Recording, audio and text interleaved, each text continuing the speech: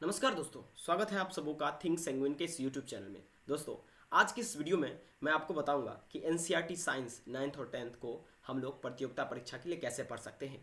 दोस्तों, मंजिल उन्हीं को मिलती है जिनके सपनों में जान होती है। ये तो कहावत आपने सुना है, लेकिन दोस्तों मैं आपको ये भी बताना चाहूँगा कि मंजिल उन्हीं को मिलती है जो कि स्मार्ट तरीके से स्मार्ट किताब पढ़ते हैं। तो दोस्तों, आज की इस वीडियो में मैं आपको बताऊंगा कि हम एनसीईआरटी बुक को कैसे पढ़ेंगे। ओके, किन किन बातों पर हम चर्चा करेंगे। सबसे पहले हम चर्चा करेंगे इस किताब को कैसे पढ़ें, पहली बात। दूसरा, चर्चा करेंगे कि इस किताब को हमें कहाँ से पढ़ना चाहिए। इसके अलावा हम लोग चर्चा करेंगे कि इस किताब को क्यों पढ़ना चाहिए, और क्या सर आप गारंटी दे सकते हैं कि ये 9th और 10th की एनसीईआरटी साइंस बुक से अगर मेरे कम्पिटिटिव एग्जाम में क्वेश्चन आते हैं तो आएंगे।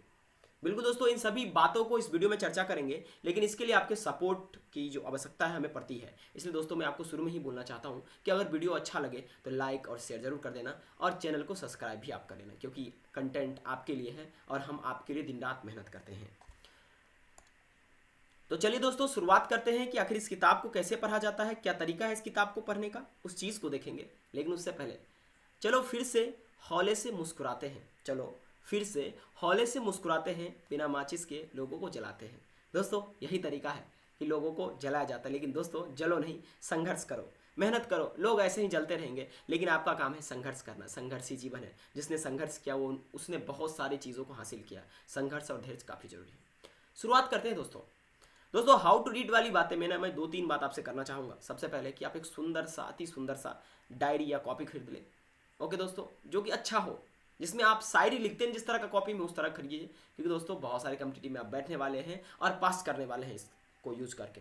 इसके अलावा दोस्तों आप कुछ इस तरह के पेन्स खरीद ले और पेंसिल खरीद ले, ताकि आप अंत में नोट्स को बना सकें। तो चलिए दोस्तों, हाउ टू रीड की बातों को शुरू करते हैं। लेकिन उससे पहले कुछ चीज़ें जो रिकमेंड मैं कर रहा हूँ उसे जरूर रखें अपने कॉपी कॉपी जैसे पेन हो गया, और दोस्तों एक छोटा सा मोबाइल फ़ोन जब ज़रूरत पड़े देखने को। दोस्तों देखिए, सबसे पहले आप ये बुक खरीद ले मार्केट से, ऑनलाइन ऑफलाइन जैसे आपको खरीदना है। फ्लिपकार्ट से मंगाना है मंगा ले, क्योंकि ज़बरदस्त बुक है, लाजवाब बुक है। सबसे पहले किताब खरीदने के बाद आप इस बुक को रीड करें। मैं बताऊंगा कहाँ से रीड करना है, पहले रीड करें।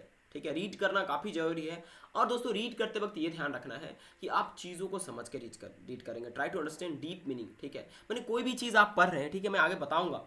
पहली बात कि भाई पढ़ो किताब को, ठीक है। और कोई भी चीज़ आप पढ़ रहे हैं उसका डीप अंडरस्टैंडिंग करो। जैसे आपने इसमें चाइना डिश पढ़ा, तो आप एक बार पता करने की कोशिश करो भाई चाइना डिश क्या है। जैसे आपने CSO4 के बारे में पढ़ा, ठीक है, तो पता करने की कोशिश करो क्या है, क्या यूज है इसका। ठीक है, उसके बाद दोस्तों आप किताब को ही देखें। ठीक है, don't jump without solving MCQ and example question. यहाँ पर कुछ बहुत सारे एग्जाम्पल्स में आपके रहते हैं एनसीईआरटी एग्जाम्पलर, ठीक है। उसको बिना सॉल्व करे आगे नहीं बढ़ो, क्योंकि एग्जाम में कई बार वो लाइन उठाकर पूछते हैं। और मोबाइल फ़ोन या कोई हेल्पिंग मटेरियल अपने पास रखें, जिससे आपको इसे और डीप में समझ में आ सके। ये तो आपको मैंने तरीका बताया कैसे पढ़े, लेकिन दोस्तों हर एक चीज़ बताऊंगा कहाँ से पढ़ना चाहिए आपको, कि कैसे नोट्स करना चाहिए। वीडियो में अंत तक बने रहिएगा। सबसे पहला काम आपको ये करना है, किताब को पढ़ना है, ऊपर ऊपर रीडिंग देना है। दूसरी बार अंडरस्टैंड करना है डीप मीनिंग को, पेंसिल लगाते हुए आगे चलना है। ठीक है, ओके, इतना बात ध्यान में रखना है। और सॉल्व कीजिएगा MCQ जब समझिएगा चीज़ों को। ठीक है, अब मुख्य बात ये आती है कि सर पढ़े कहाँ से। आपने तो बताया कैसे पढ़ना है, लेकिन पढ़े कहाँ से। ठीक है, ये तो सबसे बड़ी क्वेश्चन है ना दोस्तों। ये डिपेंड करता है आप किस तरह के कम्पिटिटिव एग्जाम में बैठते हैं। ठीक है, जैसे मान लीजिए आप SSC में बैठ रहे हैं, जैसे मान लीजिए आप NDA में बैठ रहे हैं। Just pretend that you are sitting in CDS या UPSC के एग्ज़ाम जो कंडक्ट होती है दोस्तों, आप CAPF, ठीक है, इन सभी परीक्षाओं में अगर आप बैठ रहे हैं ना, NCERT इज जान माय डियर। ठीक है, बहुत ज़बरदस्त है। ठीक है, कभी भी धोखा नहीं देगा। Much better than worst girlfriend. ठीक है, ओके दोस्तों, देखिए तो आपको मैं बता रहा था कि कहाँ से पढ़ना है। ठीक है, देखिए इसमें आपको सबसे पहले शुरुआत करना है सेल चैप्टर से। रीढ़ की हड्डी या सभी कम्पिटिटिव जिसका मैंने नाम लिया, सब में आता है क्वेश्चन। उसके बाद टिश्यू, उसके बाद origin in evolution, atom in nuclei, ये 9th के टॉपिक है। 10th में भी मैंने सारे मेंशन कर दिए डिस्क्रिप्शन बॉक्स में, इसके बाद क्या पढ़ना है, इसके बाद क्या पढ़ना है। और सेल्फ से पढ़ लोगे, अच्छा लगेगा। ठीक है, पढ़ने में आप जस्ट ये सोचो एनसीईआरटी जब पढ़ रहे हो ना, कि someone is sitting in front of me and teaching something, that is NCERT book. क्योंकि एनसीईआरटी बुक कई सारे एक्सपर्ट के, मोर देन 100 एक्सपर्ट बैठते हैं, प्रोफेसर्स बैठते हैं, तब ये लिखा जाता है। चलिए मैं आपको बताता हूँ आखिर कहाँ से पढ़े और कैसे पढ़ा जाता है, और कुछ ऐड करता हूँ। देखिए माइटोकॉन्ड्रिया मैंने सेल चैप्टर से लिया, क्योंकि मैंने सारा चीज़ तो बता नहीं सकता ना, तो मैंने कुछ उठाया है। ठीक है, इससे मुझे ये जो है ना तरीका मुझे काफ़ी मदद किया, मैंने कई सारे एग्जाम इससे निकाले हैं, कई में जो अच्छा स्कोर किया साइंस में। Mitochondria are known as power houses of this cell. हाँ, माइटोकॉन्ड्रिया के बारे में ये बता रहे हैं कि माइटोकॉन्ड्रिया पावर हाउस होता है, ये कॉमन बात है, सबको पता है। लेकिन क्या डीप आप पढ़ रहे हैं? माइटोकॉन्ड्रिया में 2 मेम्ब्रेन होते हैं, यानी 2 कवरिंग इसमें होते हैं, ठीक है। The outer membrane is porous and while the inner membrane is deeply folded, these folds increase surface area for ATP generating chemical reactions, ठीक है। यानी एटीपी के लिए जो जनरेट करने के लिए केमिकल रिएक्शंस होते हैं, वो उसको बढ़ावा कौन देता है और उसको आगे प्रेरित कौन करना है तो करता है, तो दोस्तों इनर आपके जो है मेम्ब्रेन। इस पे एनडीए में क्वेश्चन आए, इसलिए मैं कहता हूँ डीप पढ़ो, एक एक लाइन पूछो। आपसे पूछेगा इनर मेम्ब्रेन का क्या वर्क है, क्या ये एटीपी को के लिए केमिकल जनरेट करने में मदद करता है, या कुछ तरह से वो घुमाकर पूछ सकता है। अगर आपको लाइन याद रहेगा तो आप अच्छा कर सकते हैं। आउटर मेम्ब्रेन पोरस होता है, आपसे ये पूछेगा कि भाई माइटोकॉन्ड्रिया का आउटर मेम्ब्रेन कैसा होता है, ठीक है, ओके, ये ध्यान में आपको रखना है। इसके अलावा दोस्तों इसमें कई सारे बातें हैं कि भाई साहब माइटोकॉन्ड्रिया के स्ट्रेंज ऑर्गेनल है, कैसे है, इसका अपना डीएनए और राइबोसोम है, देखो इस लाइन को, ठीक है। इसके अलावा आप ये देखोगे कि इसमें एटीपी जो पाया जाता है और इस एटीपी को हम लोग कहते हैं एनर्जी करेंसी। दूसरे बुक में देखोगे, रेफरेंस जो बुक होता है उसमें इतनी माइटोकॉन्ड्रिया के बारे में बताने के लिए इतना सारा चीज़ें भर देती है जो कि एग्जाम पॉइंट ऑफ व्यू से अननेसेसरी है, ठीक है। आप प्रोफेसर नहीं बनने जा रहे हो, आप एग्जाम करेक्ट करोगे, कम मटेरियल के साथ ज़्यादा आउटपुट चाहिए, ठीक है। तो यही सबसे बेहतरीन है। सीडीएस के परीक्षा में पूछा गया था एटीपी को क्या बोलते हैं, एनर्जी करेंसी। विश्वास नहीं है, जाकर देख लेना आप, इसके PYQ साइंस के 100% मार्क मिलेंगे आपको, ठीक है। ऐसे पढ़ना है आपको। प्लास्टिड के बारे में पढ़ोगे भाई, ल्यूकोप्लास्ट, क्रोमोप्लास्ट, ठीक है। लेकिन एक एक बात को बारीकी से समझना है। जैसे देखो, leucoplast are primary organelles in which material such as starch, oils and protein granules are stored. पूछ देगा कि पौधा के किस भाग में प्रोटीन ग्रेन्यूल्स, स्टार्च स्टोर होते हैं। ये एनडीए 2022 का क्वेश्चन है, लाइन उठाकर पूछा गया है, जाकर एक बार देख लीजिएगा। इस तरह से चीज़ों को पढ़ना, हर एक लाइन से, हर एक स्टेप से, हर एक कंसेप्ट से क्वेश्चन अराइज होता है, जो आपको कॉम्पिटिटिव एग्जाम में जब तैयारी कराते हैं तो नहीं कराया जाता। वहाँ पर लेवल ही कुछ और फेंक दिया जाता है, जबकि एनसीईआरटी अगर पढ़ के जाएंगे ना, कभी धोखा नहीं होगा, ठीक है, ओके। चलिए आगे बात करते हैं। इतना बात पढ़ने का तरीका मैंने बता दिया, ठीक है। क्या हमें नोट्स बनाने चाहिए इसे पढ़ने के बाद? हाँ भाई हाँ, ठीक है। नोट्स नहीं बनाओगे तो काम कैसे चलेगा? जैसे आपने पूरा सेल चैप्टर को पढ़ा, जैसे मैंने आपको बोला सिंपल सा रीडिंग दो फर्स्ट स्टेज में, उसके बाद जो है डीप मीनिंग समझो। डीप मीनिंग समझने के बाद जो है आप पहुँचो, एक एक लाइन्स को समझो, ठीक है। आप पहुँचो पेंसिल लेकर ठिकाने पर, ठीक है, मैंने अड्डा पे, मैंने उस पे, ठीक है, जहाँ पर आप मार्क करो, जो मोस्ट इंपॉर्टेंट पॉइंट है उसमें करो मार्क, ठीक है। और लास्ट में ना, जब पूरा पढ़ के मन भर जाए, ठीक है, सारे रिश्ते तोड़ देंगे जिस दिन वाला गाना करके, ठीक है, आपको क्या करना है, मार्क करने के बाद आपको जो है उसको नोट्स बनाने हैं। नोट्स बहुत बेहतरीन होना चाहिए, ऐसा जैसे माइटोकॉन्ड्रिया मैंने यहाँ लिखा, ऐसा नोट्स होना चाहिए कि आप समझ पाओ, गैदरिंग मत कर देना।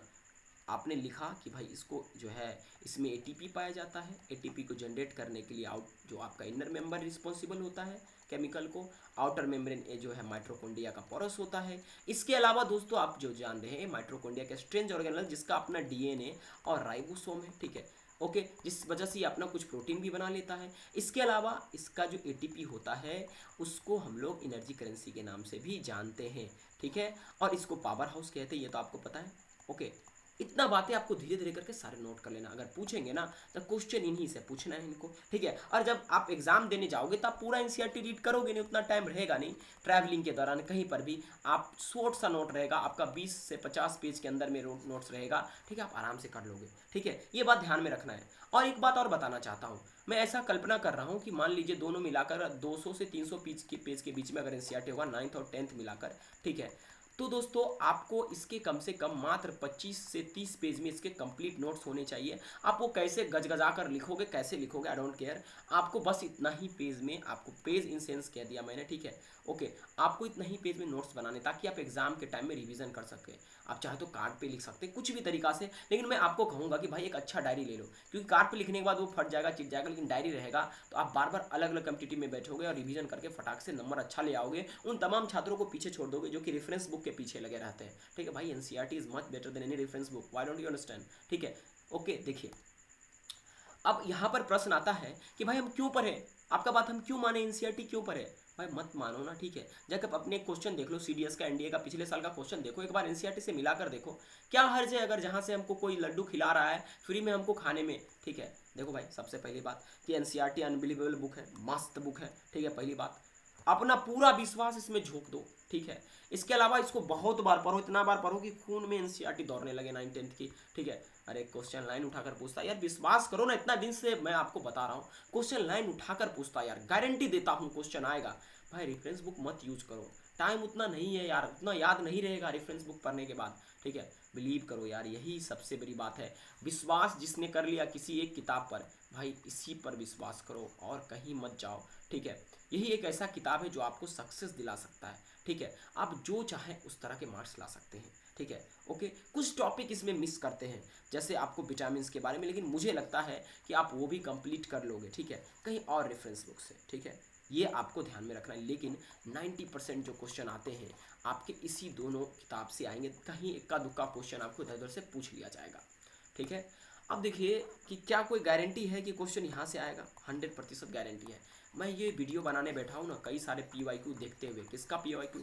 एनडीए का, सीडीएस का, सीएपीएफ का, इवन यूपीएससी का जो बहुत सारे एग्जाम्स होते हैं उसमें, एसएससी का, ठीक है। इसके बाद बहुत सारे ऐसे एग्जाम्स हैं जिसमें मैंने साइंस के क्वेश्चन देखे कि भाई कहाँ से पूछता है, ठीक है। ओके, तो मैंने पाया कि एनसीईआरटी के लाइंस उठाकर पूछते हैं। ये जो 2-3 एग्जाम है ना, इसमें तो भाई साहब एनसीईआरटी माता पिता है साइंस के लिए, ठीक है। 100% क्वेश्चन आएगा यार। जीके में पॉलिटी हिस्ट्री कहाँ से पूछे, मुश्किल है कहना, लेकिन साइंस में आपका निश्चित है कि अगर एनसीईआरटी पढ़ के जाएंगे अच्छा मार्क्स आएगा। अगर नहीं आया क्वेश्चन ना, तो आप मुझे चैनल पे जो मन है सो कह के जा सकते हैं, लेकिन अगर आ गया तो दोस्तों आपको लाइक शेयर और सब्सक्राइब जरूर करना है। लेकिन जो मैंने तरीका बताया है नोट्स बनाकर पढ़ने का, सारा जो प्रोसेस मैंने आपको बताया वो प्रोसेस आपको काम करना है। और जितने भी इसके महत्वपूर्ण टॉपिक हैं, जैसे 10th में ऑप्टिक्स है, मैग्नेटिक फील्ड है, अगर टाइम है तो सब पढ़ लो, सब महत्वपूर्ण है इसमें चैप्टर, ठीक है। नोट्स बनाने में 20 से 25 पेज का नोट्स होगा, उसको बार बार रिवीजन करोगे, एग्जाम में सक्सेस मिलेगा, जरूर मिलेगा, ठीक है। और विश्वास सबसे बड़ी चीज़ है, विश्वास रखिए इस किताब पर। दोस्तों अगर वीडियो अच्छा लगे तो आप लाइक जरूर कीजिएगा, ओके, यही आपसे रिक्वेस्ट है, आपके लिए मेहनत किया जा रहा है। थैंक यू यार, इस वीडियो को देखने के लिए बहुत बहुत धन्यवाद।